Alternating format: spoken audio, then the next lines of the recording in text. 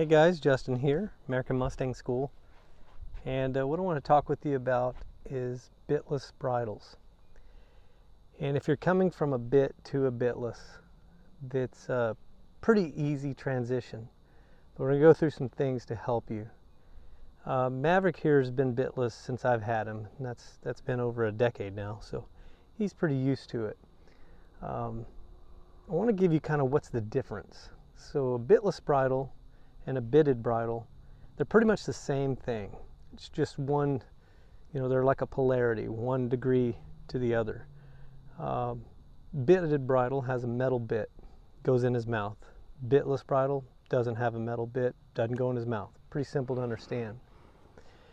The polarity piece is what I really want you to focus in on. So how we use the equipment we use has a profound impact on the results we're going to get by using that equipment. I want to bring your attention to Hermetic principles. If you've been following along in our videos, I've been talking about Hermetic principles, how they apply to horsemanship, how they apply to life, the 5 main areas of our life. Very important. So you got to think this way, and I don't like saying that per se, but what you think about, you bring about. And what he thinks about, he'll bring about. So if we're understanding that, if we're thinking that way, then it gets real simple from that point on. So that first Hermetic principle, the all is mind, the universe is mental. What exactly does that mean? Well, to narrow it all the way down, whatever you think about, you bring about. Then we follow through the other Hermetic principles, we can discover how to interact with ourselves, the horse, the world around us. The first concept to doing anything is think about it. Because whatever you think and do, you become. Whatever you become, you form habits. And then that is a character. So in character development, we want to understand how the processes and procedures work in that system. So horsemanship can be considered a system. So the first thing you got to do is have a mindset, either fixed or open. It's going to help if it's an open mindset. Fixed mindset, it's going to have limitations, just not going to learn and grow past a specific point. So the second thing is learn and understand the system, the process, the procedures. And the third thing is know these laws and principles that govern all systems. Whether we know them or not, we are subject to them. They exist. They're there. I learned all of these in the mountains of Colorado with wild Mustang horses over a 13-year period. 8 of those years, I really dove deep into learn the secrets horses hide from us. And I really realized in that time that horses, they're not intentionally hiding things from us. It's just that we don't know these laws and principles, so we can't align ourselves to present to them correctly so that they can willingly give those secrets to us. And that's what this video is about. I really want to help you with that. So some of the equipment that you'll need. I use a 12-foot yacht cord with a 1/4 inch rope halter. And this is silver tip rope halter and lead rope combination. I don't use hardware because I don't want it banging on my horse, because again, once we get through this video, you'll start to understand. I'm going to paint a picture for you. I don't want to create any restrictions in this horse's mind or tensions in his body. So from day one, I want to align myself, present to him, observe his feedback, make necessary changes, and do it again. If I'm aligning in these principles, correspondence, which would be the second Hermetic principle, that's corresponding between me and the horse. That is to say how things work together. That's correspondence. How are he and I going to work together? He has an ability to think. He has the ability to feel. He has sensory receptors in his body. So he has the ability to think, the ability to feel an emotion. He has an attitude. You can see how he's posturing, nonverbal communication. And then his action, what he does. Those are all feedback. Then I can make necessary changes in myself, what I'm thinking, what I'm feeling, what's my attitude, how am I posturing toward him, and then my actions.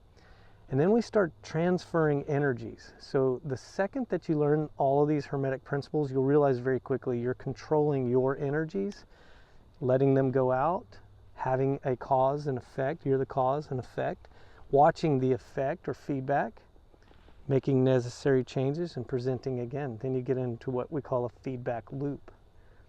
So I'll continue on here. If you think about horse-human relationship, horsemanship, I'm eventually going to be up here on his back. As above, so below. So that's correspondence. What he's going to inputs from me, what he's going to analyze as inputs from me, are going to have a direct influence on the feedback he gives me. So as above, so below, as within, so without. So what I'm thinking within, doing without, has a definite cause and effect. So we've got to know these laws, we've got to know these principles, because they actually govern all systems, you know, the processes and procedures in all systems. And we could go way deep into that, but we'll stick with why it's important with horses and humans and the equipment that we're using. The bitted bridle, the bitless bridle. We can go into other things, but I just want to keep it kind of focused on bridling. So I explained the lead rope and halter. I'll utilize this to prep him for a bitless bridle. So this is on his face. We start with a piece of equipment that we can ask questions with. So I'm not sure you can see his hooves. I'm going to ask him to back up nice and soft, and I'm going to go with him until you can see his hooves. We'll come back here. I'm just going to keep asking him to back up, relax. So that question, he took a deep breath, I'll take a deep breath. That allows our internal pathway of communication to synchronize up. Anytime moving and breathing can merge together in both of you, you're starting to synchronize, and that's very important. Again, we'll get to this in a minute, sensory receptors in both horse and human, you know, eyes, ears, nose, taste, you know, smell, taste, tongue. Tongue has something to do with being in a bit. So we'll get to that, the sensory receptors. Him hearing me, I hear him. I heard him take a deep breath. That's a resonance. That's a vibrational frequency. That's one of the Hermetic principles that we need to become aware of, especially if we're going to get up on their back and we're going to ask them questions with pressures, you know, vibrational frequencies, polarity. How much pressure? A lot? Not very much. Those are all going to tie in together. So we're back here. I can do what I call a 5-part series. It's a series of 5 questions that I'll ask any and every horse to get a deeper understanding of the horse and get a deeper understanding of me. Why? Character development. See, following these Hermetic principles, I can go deeper within myself and find out more about myself. The horse is an accountability partner to give me feedback on making necessary changes within myself to present to him. I invited him into the human element, so I've got to be responsible for what I'm presenting to him in the human element. Because again, character development. I want to develop my character, develop his character. So I'll ask him to back up. I'll start soft, scale of 1 to 10. I'll start with a 1. We'll ask him to back up and then relax. He's like, I want to be with you though. That's okay. We'll ask him again and then relax. He comes back in. I'll ask him again and then relax. And then I'll ask him again and then relax. So what that is a polarity, or we'll call it polarity on a scale of 1 to 10, but it's a vibrational frequency change. He comes in, I'll apply a vibration down this rope that he can feel through sensory receptors on his face. I want it soft. I don't want to have to be yanking on my horse. So he wants to go that way, I'll ask him to go this way, and we're going to get out here just a little bit further so you guys can see. And he's taken a pretty big circle, and I love this because this is exactly what I want to show you in this particular horse. Sensory receptors in this horse, very sensitive. He's a very sensitive horse. Doesn't take much to get him to do anything. And this trotting around is not really what I asked him to do, but it's a great visual for this video. So if I want to change his energy, I've got to be conscious of what my energy is, and I want to present to him what I expect from him. So I'm going to ask him for a direction change, and then relax when he does, and bring him down to a walk. and then I'll leave him alone, so to speak. And I'm observing him. So I'm checking in with myself. What am I thinking? Am I calm, quiet, and thought? Am I breathing? Is it short and shallow, or am I breathing? So that's a vibrational frequency he'll pick up on. Are my shoulders tense? Should I drop them and relax?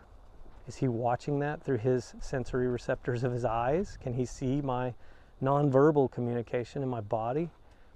All of these energies are transferring back and forth.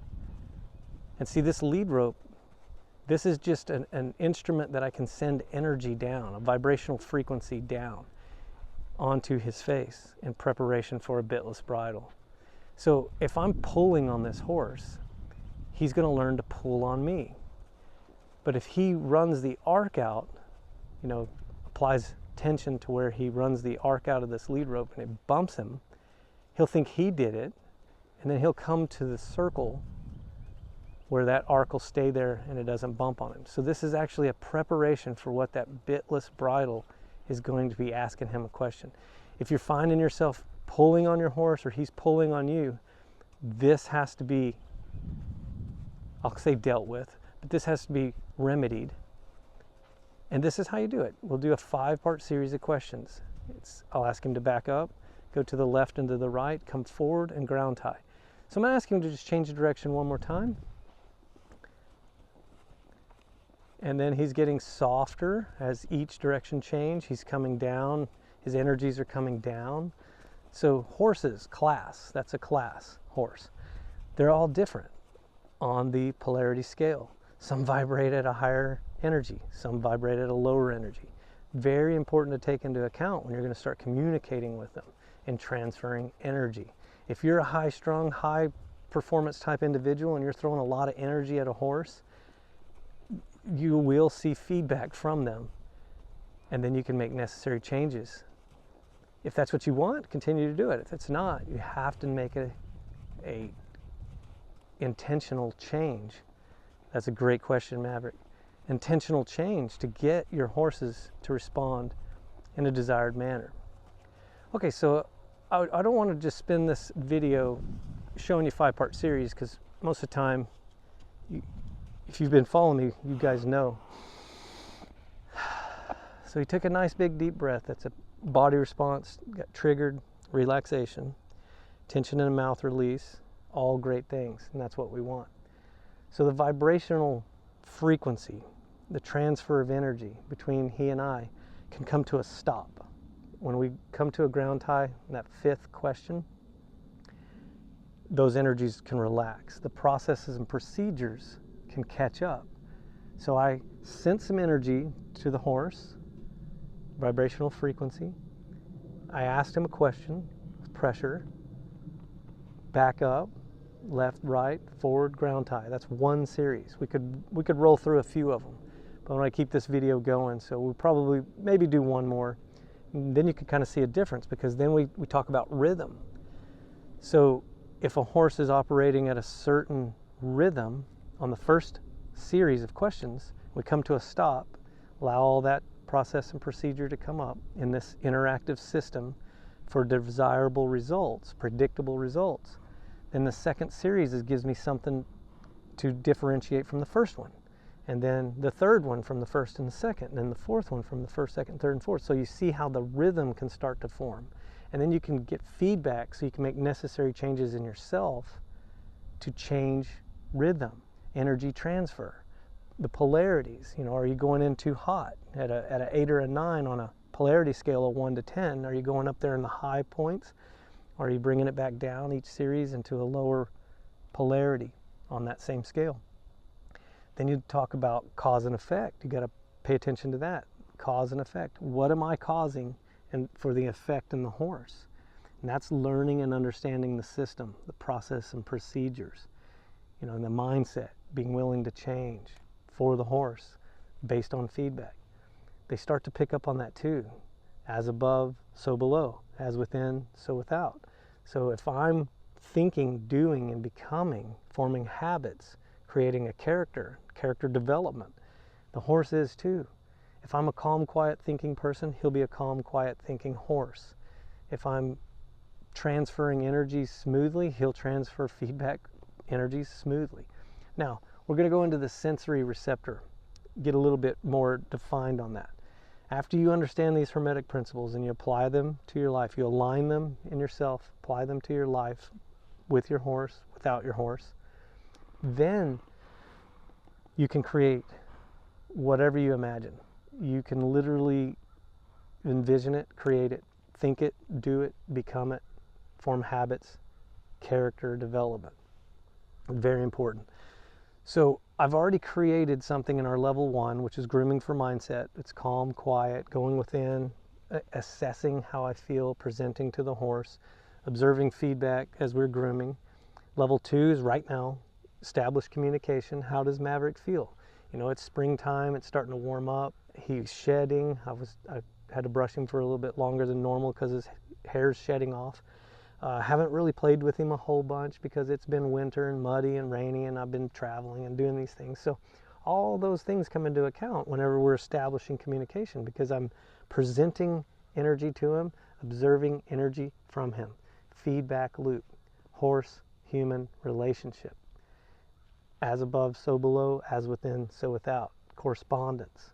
You know, how do things work together? This is giving me a lot of information. When we transfer to his back in level 3, we're going to want to ride him because a lead rope and halter isn't really practical. I've done it many, many times. You can do it. And if you choose to do it, that's fine too. I like a bitless bridle. I'll put that on and then I'll start communicating in the same manner as we did on the ground. Level 1 and 2.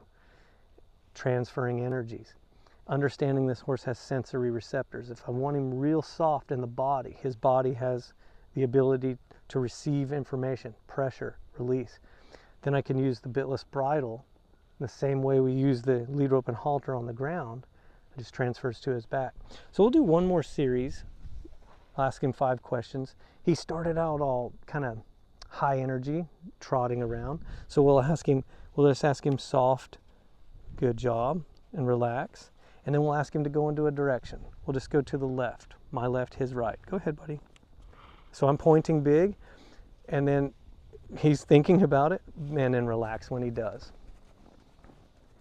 And I could motivate him, but I know this horse, he doesn't need much motivation, so I could twirl a lead rope tail, I could kiss, could do some things to bring that energy up, that vibration up, and then he would be well received because he pays very close attention.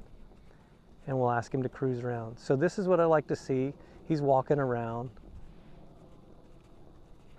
He's walking at a little faster speed than I'd like, but that's okay. He's kind of an overachiever type horse. I love that about him. So sensory receptors, class of horse. This horse does not take much. When I can put energy toward this horse at, say, a 1 or a 2, and then I go get a different horse and I apply the same energy 1 or 2, no response, I'll have to bring that energy up to like a 4 or 5. If I were to come at this horse with a 4 or 5, he would race around really, really fast. And that's not what we're asking her to do. So we have to be willing to change for the horse to get the most desirable feedback or responses. Make necessary changes, present again.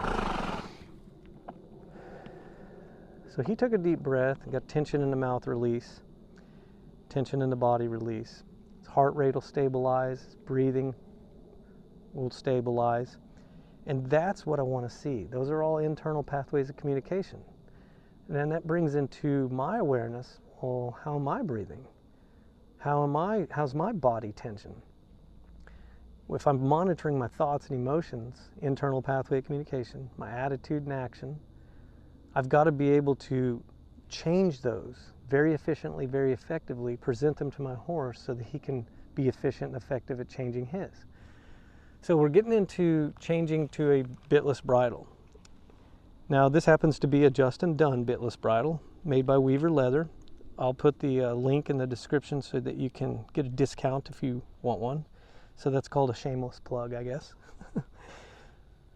But this bitless bridle has been a really, it's almost been a paramount piece of equipment in establishing a relationship that I want with all of my horses. Because if you think about all of the interactions that we've done before I ever put a bitless bridle on the horse, I've freed up restrictions in their mind, tensions in their body. I've transferred energy back and forth seamlessly. And then I'm going to put something on them that's new, and I don't want to interrupt all of the progress that we've made. So in other words, if this were to cause him pain, he's going to start focusing his attention on this, where this energy is interrupting. So pain will override any other thing that we're doing. So he'll focus on pain, not what we're doing. And I never want my horses to focus on the equipment we're using. I'd rather them focus on me. And that's the paramount piece of the bitless bridle. So I'll take this lead rope and halter. We'll just coil it up. And I'll tie it on, take it with us. Never know. After this, we might ride up to the restaurant and get an iced tea or something. And it's always good to have it and not need it, than to need it and not have it. So I take all my lead rope and halters with me wherever I go. And the bitless bridle is good because I could tie him where I want to go, but it does have breakaway straps to where if he did pull on it or step on it, it could break. And then to avoid breaking a rein or whatnot, we'll just use the lead rope and halter to tie him. Just all around better. So one of the other neat features of the bitless bridle is I can do 5-part series if I need to. We're out on the trail, something's going on, I need to look at my horse from a different perspective. I could use a bitless bridle and ask him the 5-part series you just watched. And in fact, I'll just demo it real quick. It's pretty cool. So let's get a little closer here just for a second. I want to show you how this bitless bridle works on their face as far as sensory receptors. So I designed this bridle on my hand, this triangle right here, basically the size of my hand. I had set up on horses and then I just reached down and pushed their face, apply a leg pressure, release, but that's not really practical. So we want to, come back up here, buddy. So we want to show them how we're really going to ride, replace my hand with a bitless bridle. And it spreads out this surface area in this triangle. So it's like not an intense pressure when this rein is picked up. So you pick up on this rein, you'll get that left lateral, or right lateral in that case, but you get the left side to do a right lateral. Now, to prep for this bitless bridle, we could have used the lead rope and halter, and we'll just simply use the lead rope and ask by applying pressure, but I'll just skip ahead to this bitless bridle. So if I pick up on a left rein and I apply pressure to the right side of his face, he can give to the pressure. And if we go to the other side, it's just opposite. So if I pick up on a right rein, there we go, and the left side of his face gives to the pressure. So playing with this on the ground, 5-part series, I could use this lead rope and halter, get him to understand pressure on your face, gives to that pressure, pressure goes away. We start soft, just like we did in the 5-part series on a backup. Scale of 1 to 10, that polarity. Start with a 1 or a 2. Increase the intensity or vibrational frequency to where his sensory receptors can pick up on it, respond to it. Pressure goes away, vibration goes away. There's a difference, and he understands it. So if I pick up on this rein, he can feel the weight of this rein. So we've got to give him the opportunity to come to it without really giving much pressure. If he doesn't, the habit would be to pull, generally speaking, in most people. But if we fingertip pressure reminds our brain to stay soft, we're going to ask softly, apply the pressure, and we can bump. He can give to it. We can release. So then you'll play with that, practice that. So just jumping from a bit into a bitless bridle, you want to set them up for the best success. Before I ever get up on his back, I want to make sure he's nice and soft. So if I pick up on this rein and he's bracy and rigid in the neck and the face, which he's kind of being a little bit, that's good. I can bump on that to give a vibration going down this rein to give to that pressure and then find his release. So we got a nice big breath, tension in the body, relax. So you can see how tense this horse can get. So me throwing a bit in his mouth when he's tense, that's only going to create more tension because we get into the tongue. That tongue is muscularly connected through his jaws, poles, neck, all the way back. So if there's tension forming in the mouth and he's uncertain, restricted in his mind and his thoughts, maybe he's confused, maybe he has doubt, maybe he is scared and he has fear. I don't want to add pain at that point.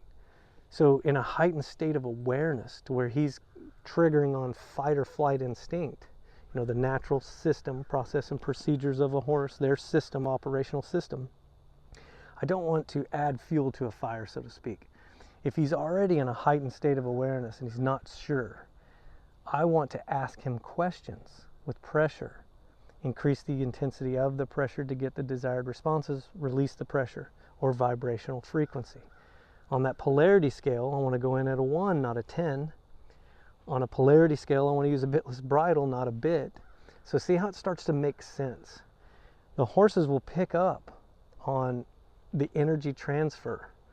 If you're starting on the ground and you're softening them up, you got a lead rope and halter before you ever go to a bitless bridle, and you do your 5-part series, and then you play with your lead rope and halter, and then you get them nice and soft.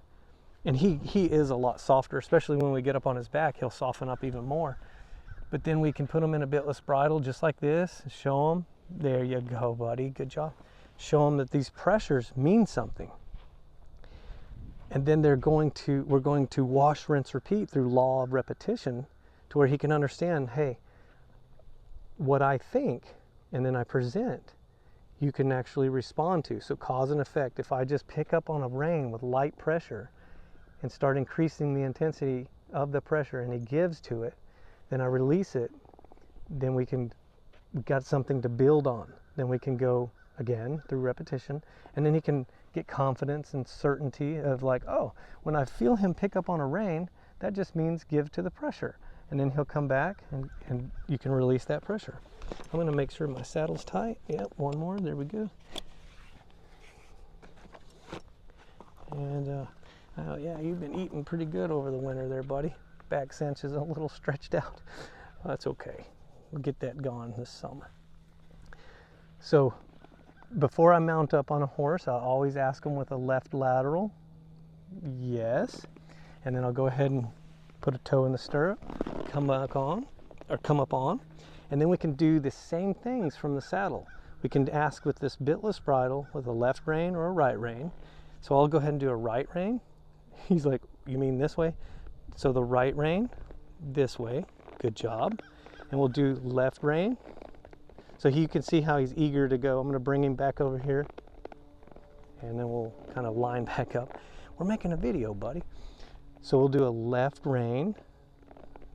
Yes, good boy.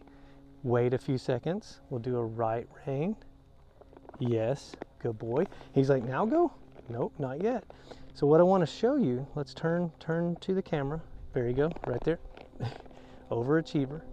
What I want to show you is before we ever go anywhere, we want to make sure we got the steering. So left rein, right rein. He took a deep breath, good. Let's go out here where they can see you. So we'll come into the center of our little circle here. I'm pretty sure you guys could see. We'll do a left rein, one rein stop, nice. We'll do a right lateral, nice. So now you can start seeing how soft he's getting.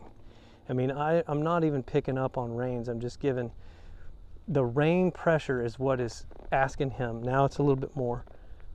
But the rein pressure, see, he's nice and soft. And that's what we want in our horses.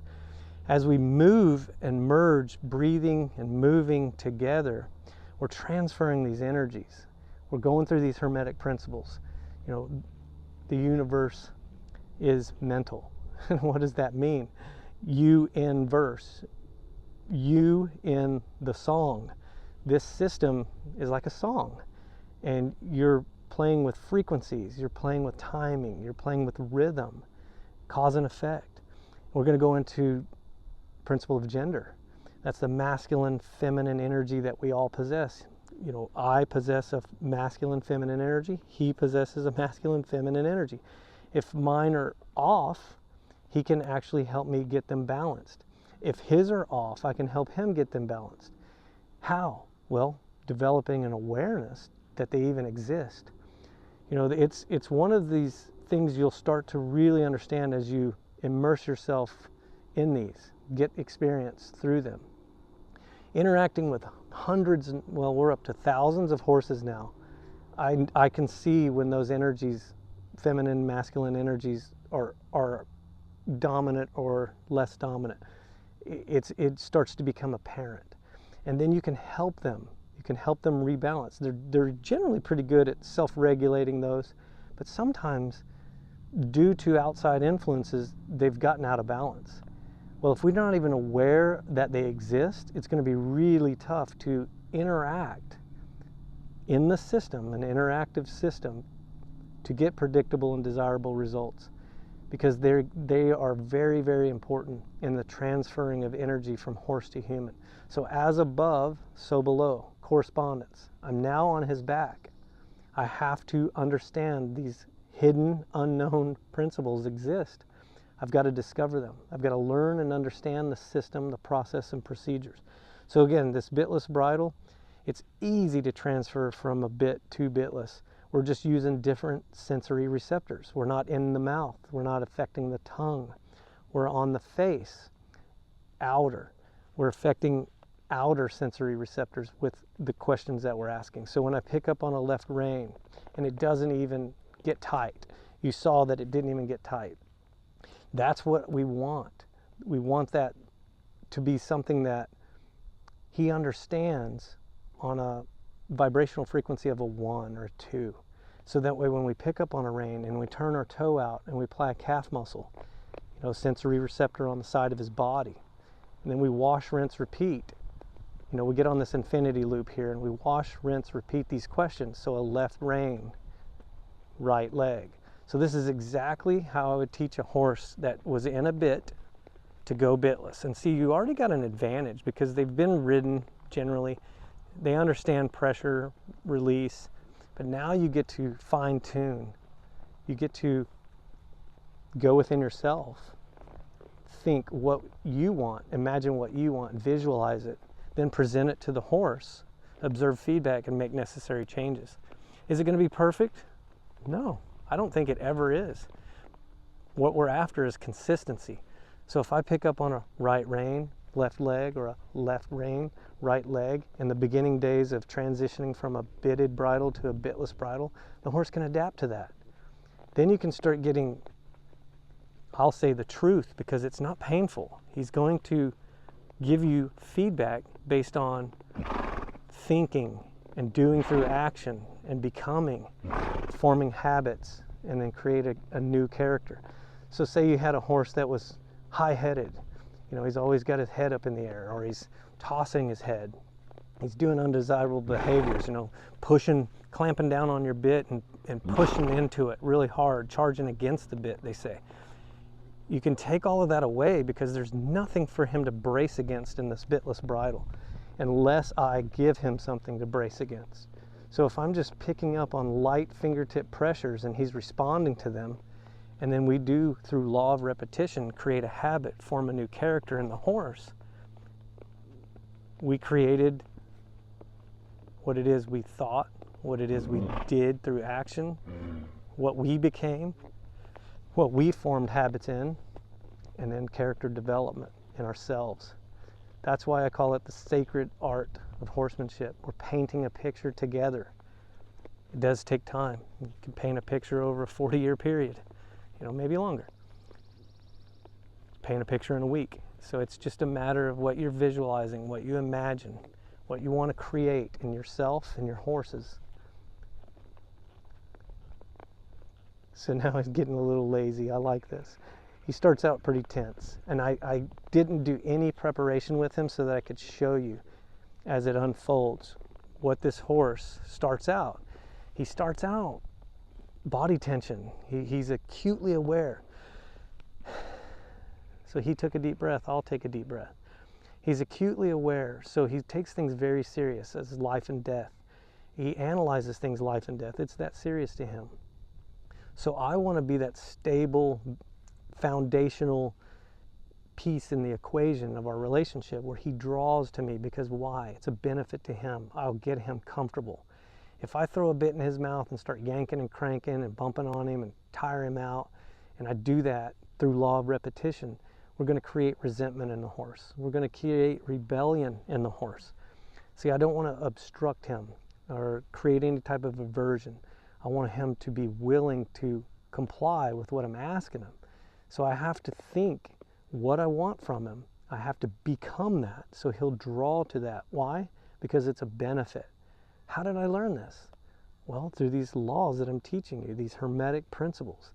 You can look them up, but how do you apply them to your life? How do you apply them to horsemanship? This is how. Start thinking in this realm. Then you can start presenting to your horse and see instant feedback, get instant results. Change the life of yourself, change the life of your horse, enrich the life of yourself, enrich the life of your horse. Why wouldn't you want to do this? It is just so beneficial. It is such a harmonious balance, as above, so below. If I'm calm, quiet thinking, if I'm in control of me, my thoughts, my emotions, my attitude, what's my posture up here like? That's attitude. What are my actions? What am I doing when I pick up a rein? Am I fingertip pressure and asking fingertips? The rein doesn't even get tight. He's checking, you want me to do the left? Sniffing my boot. That's good. I want that curiosity. I don't want him bracy and stiff-necked and scared to make a muscle move. You know, I don't want that in him. I want him soft. I want him compliant. I want him checking things out in curiosity. I want him responding to my questions, not reacting to the pain from the equipment I'm using. I want him to enjoy what it is we're doing just as much as I enjoy what it is we're doing. And this bitless bridle is one of the key pieces to catapult me up in the relationship as something worthy and creating willingness in my horses to want to be with me. And it's just a beautiful thing. So I'm going to just demo this little bitless bridle here for a moment. We can pick up on a left rein and a right leg, and we'll just go this other direction. Pick up on a left rein and a right leg and go this other direction. Now I can one rein stop with no leg pressure and ask him to stop. So with a bitless bridle, you can have 3 easy ways to stop. Of course, a left rein, a right rein, and then a 2 rein. And as you progress with your horses, you'll figure out, well, which one's the most efficient and effective to get a stop? Because a lot of people depend on their hands way too much, and that's okay.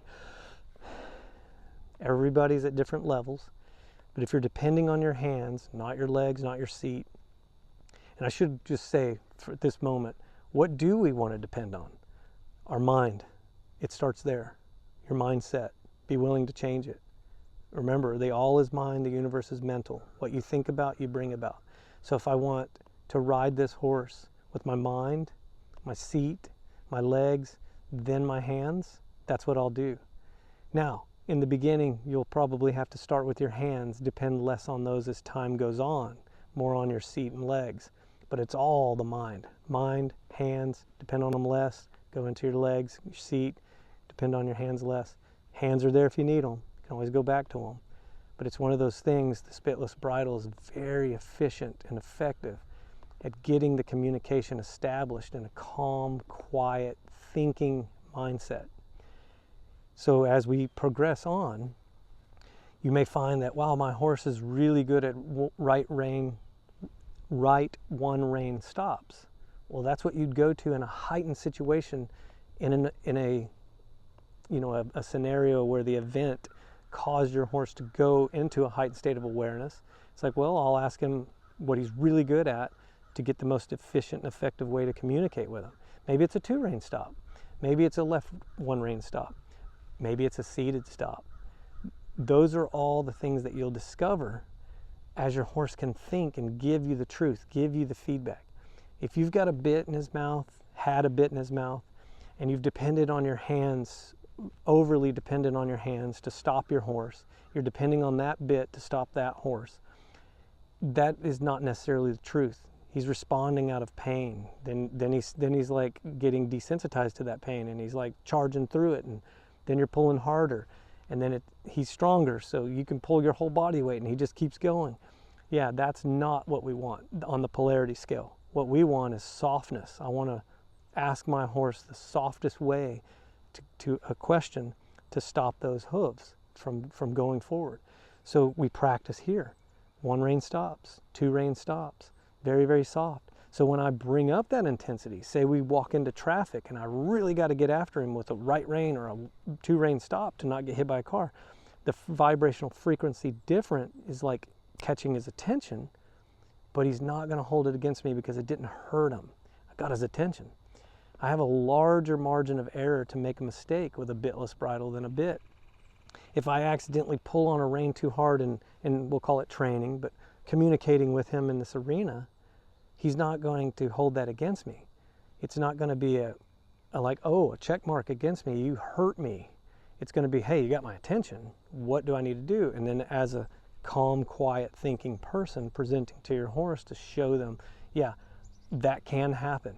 And that's what we do. We show them a vibrational frequency change by pulling harder, making a turn tighter in here, so that way we can help them come up to the understanding that it may happen one day as a surprise, but it's not going to be that compound effect of this hurts every time you do this. This hurts me every time you do this. This hurts me every time you do this.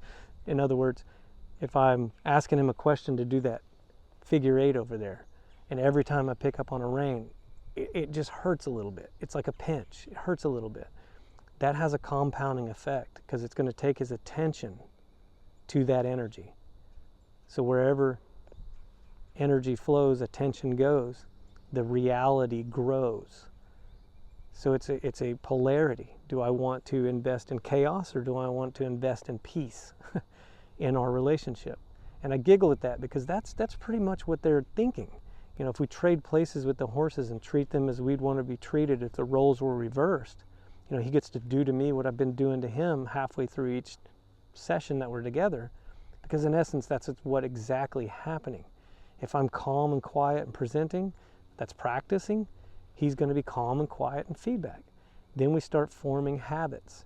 Then the character develops to where I have a horse that, by nature, his sensory receptors are off the charts. He sees stuff, he hears stuff, he smells stuff.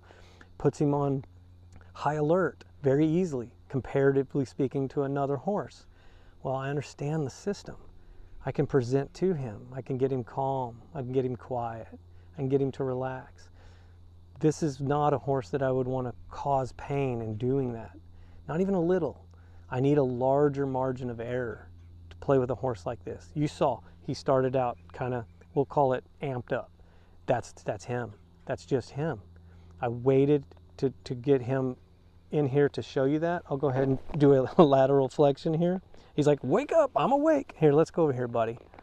Let me show him how to dismount. So I waited to come in here to show you this so that you could get the truth. You could get to see, like, oh, Maverick, he starts out pretty amped up. But it's just because he pays such close attention. So we'll do a lateral flexion, nice, and then we'll come on down. It's starting to get a little smoky out here in North Carolina. Somebody's burning some fires. So we'll ground tie. Now, here's the most beneficial piece. If you've waited this long, this is like the gold that I've been kind of saving, the secret to give you. Horses will think in association of things. So do people. So like Justin has an impact on this horse in our relationship. I walk out into the pasture thinking in association of me based on our past experiences, our relationship, is going to cause something in him. So this bitless bridle, every time he sees it, he's going to have a thought, thinking in association of this equipment. Now, what do you think I would want those thoughts to be? I would want them to not change. It will really have no effect, comparatively speaking, of a halter and lead rope to a bitless bridle. I wouldn't want him to change on another person. If another person comes up to interact with him, I would want no change from me to another person. Now, it does, because anytime I put a student with this horse, He's got to adapt to them, so he pays real close attention. They do their 5-part series, interaction, 5 to 7 series, start synchronizing energies, start getting an deeper understanding of each other. Person gets a deeper understanding of themselves. Maverick even gets a deeper understanding of himself. That's himself. That's the benefits of horsemanship. People ask, well, what's the benefit for the horse? Well, conscious awareness. If he was out there just pooping, eating, procreating, hanging out with his friends, he would have a conscious awareness, to that. But as far as coming into the human element, he'll feel feelings that he hadn't felt. He'll think thoughts he hadn't thought. His sensory receptors will get energized in a different manner. He's wearing a saddle. You don't do that out in the wild. Sensory receptors are feeling energy from a saddle. If the saddle's hurting him, he's going to respond differently. If he's, you're gigging him in the sides with a spur, that's a different feeling, a feeling he would never have felt. And proper invitation to the human element, showing him like, hey, this is a system. It has processes and procedures, and here's how they are.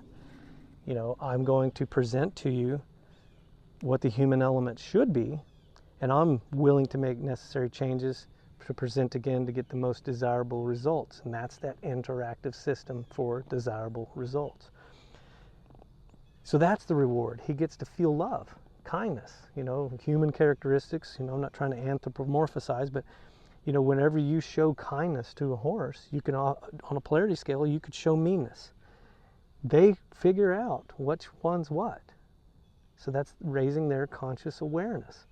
That's the benefit, that's the reward. Otherwise, he would just be a horse and go up to that consciousness and then pass away, and that was it. In the human element, he gets to rise up higher and higher and higher, and it's up to us how high we want to let them go.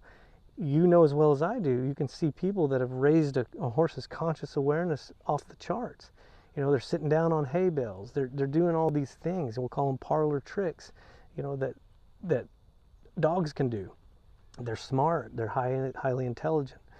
They wouldn't be doing those out in the wild necessarily, but it's like, yeah, let's invite them properly into the human element, and the one thing that separates us, which is imagination and visualization, everything else is the same. We have blood, bones, teeth, hair, fingernails, hooves. It's all the same except imagination. But that's the one thing that brings us together. Our imagination to create a relationship with a horse. That's the beautiful thing. That's the conscious awareness raising in myself and the horse. I couldn't even raise my consciousness as well without him.